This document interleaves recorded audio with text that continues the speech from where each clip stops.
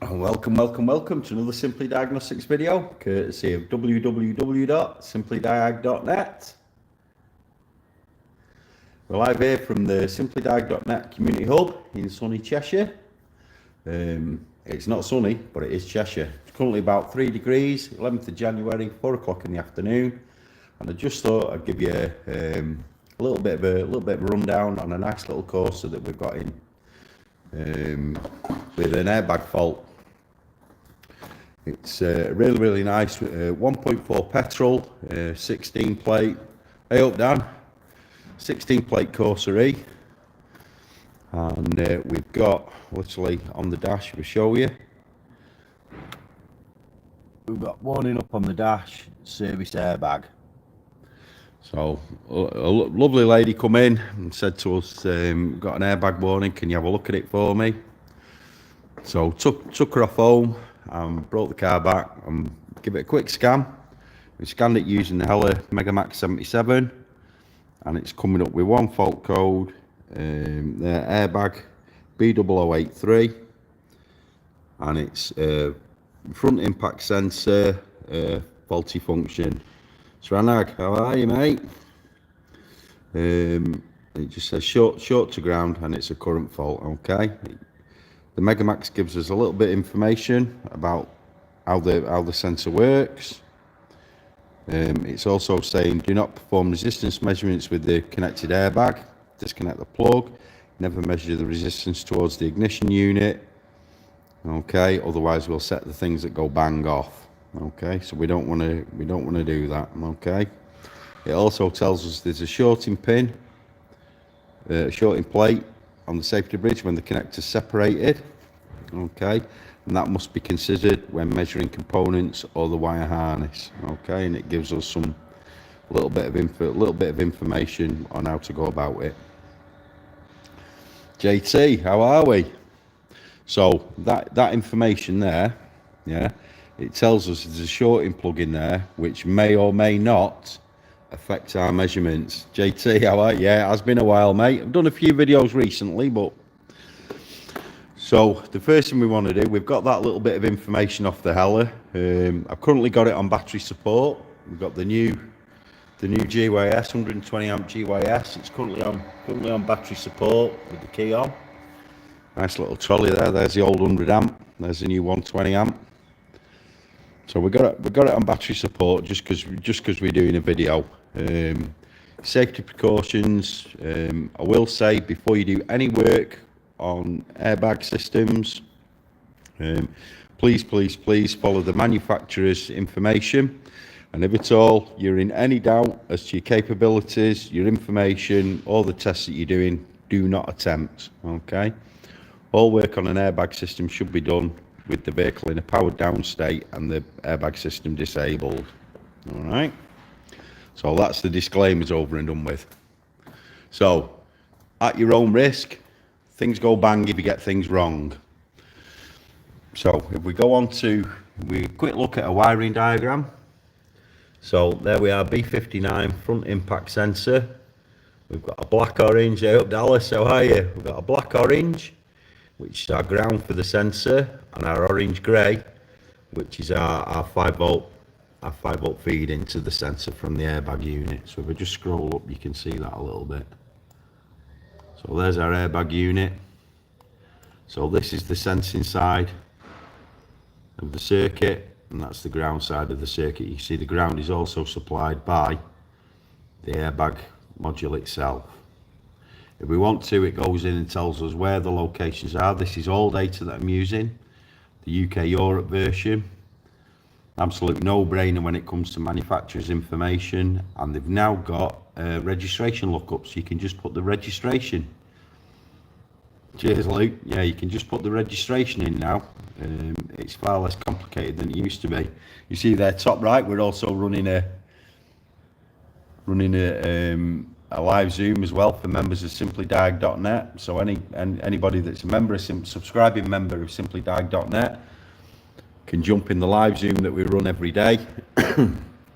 While I'm working, that's live. And you see now at the moment I'm actually sharing the screen so people can see what I'm looking up and how I navigate the information systems. So we'll take you back over to the vehicle. What we've got here, we've got a multimeter. This is the O1 meter that's available on my store. No sleep, how are we, mate? And then we're also using the Hobby Tools breakout lead set. So I've got one side of my multimeter onto battery ground, and then I've got the other. I've got the point. I think it's 0.6 of a mil adapter on the other end of my multimeter lead. Turn it on to voltage. Yeah, and I'm just going to set my range so it's not auto ranging. I'm just going to put it on a voltage scale, and what I want to see is basically when I test the orange grey wire, I want to see 5 volts there, and that will tell me whether the wire is actually intact. But we've got a quicker and easier way to do that. So at the moment all we've got is one fault. So how about if we just turn the ignition off? So the ignition's now off. Okay. The front sensor, the impact sensor, is located there on the front cross member, on the valance, whatever you want to call it, the upper radiator valance, whatever you want to call it. So all I'm going to do, carefully, I'm just going to unplug it. I'm going to try and unplug it one-handed. I've just got to get a screwdriver. If I've got one in one of my pockets somewhere. Have I got a little screwdriver somewhere? Screwdriver there? No. Screwdriver there? No. Right, here's one. Here's one I found earlier. So all I'm going to do, slide my red tab across. And then, as with most sensors now, what we do, we push the connector in towards the sensor or actuator, push down on the little tab and pull back, and it'll separate. Okay, so now that sensor, bear in mind the fault code tells us it's a short to ground. Yeah, that sensor is now open circuit because I've got it unplugged.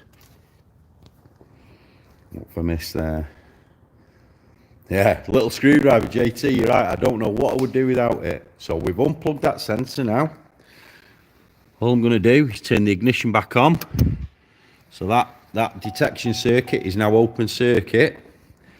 If my reference is okay, so the orange grey wire, if that's okay, when I rescan for fault codes, yeah, it should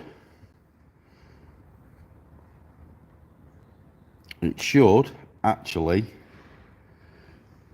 log a separate fault code. Yeah, so let's read the codes again. Gaines, how are you? It is, it's a little hammer with an orange handle. So we rescan it, yeah, there we go.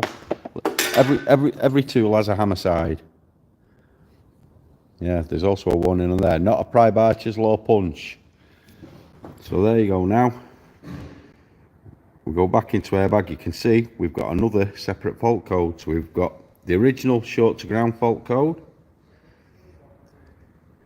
and we've now got a short to positive fault code. Okay, so short to positive, open circuit, short to ground. So really, we don't really need to do any more testing. That one simple test tells us that the wire is actually okay all the way back to the airbag module. If we want to, we can do a further test. So if I get this now and I put it into the orange grey wire, which is, let's have a look so you can see it. That one there on the right hand side. So I'll just plug it into there, bear with me a second. I won't be able to do this one-handed. So what I'll do, I've got to engage it and engage that shorting bar so that the shorting bar is disengaged. Yeah. So now that's pushed in. It's exactly the right fitting for that, so I'm not spreading the terminals or anything like that. You see, we've got 0 volts, and that will be because the ECU has detected a circuit fault. Okay, so if we look closely at that screen there now, I'm going to turn the ignition off. When I turn it back on, we should see 5 volts very, very briefly for the briefest of seconds, and then it will turn that 5 volts off. So watch very carefully the first 2 digits. There you go. You see it went up to 3.5, 4 volts. If we'd put a scope on it, that'd read 5 volts. Yeah. As far as I'm concerned now, that's the only thing left I've got left to check now is the ground. But the original fault code said short to ground, so I don't really need to check it, because if that sensor wasn't shorted to ground, I wouldn't have had a short to ground fault code. And if the wires were shorted together internally in the loom, I wouldn't have got the short to positive fault code when I disconnected it. So we're doing the 4 rights, test the right thing in the right way with the right tool at the right time. So one simple test is literally, it's given me everything I need to know. JT, what scan tool are you using there? This is the Megamax 77 from Hella Gutman. So it's scanner, scope, does all the basic settings, coding. This also has interactive wiring diagrams on it. It's a bit of a big beastie, but I tell you what, it's really good. And the touchscreen on it's fantastic. Sorry about the glare from the lights. So yeah, there we go. So a little bit of nice easy testing there, and logical test methods tell us that this thing just needs a sensor. So hope you found that really interesting. Like I say, strong safety advice. Hey, Niall, how are you, mate? Yeah, really strong. I cannot stress in any term stronger than, if you are not 100% sure in what you're doing, the tests you're doing or anything, then do not do the test on live airbag circuits. Yeah, there's a real high risk of injury and damage. Yeah, do so at your own risk.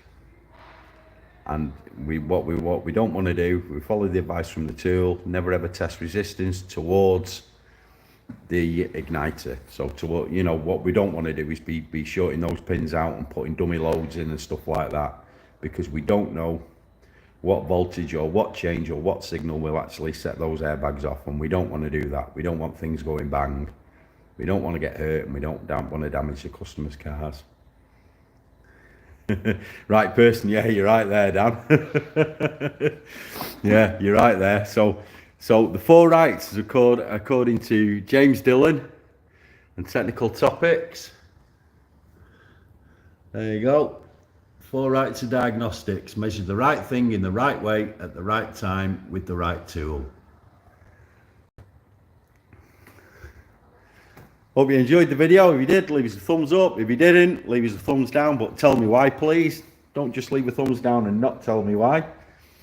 Like I say, do not attempt any repairs or diagnosis on airbag systems if you're not fully familiar with what you're doing, and follow all of the manufacturer's safety instructions. Thanks for watching. You're awesome.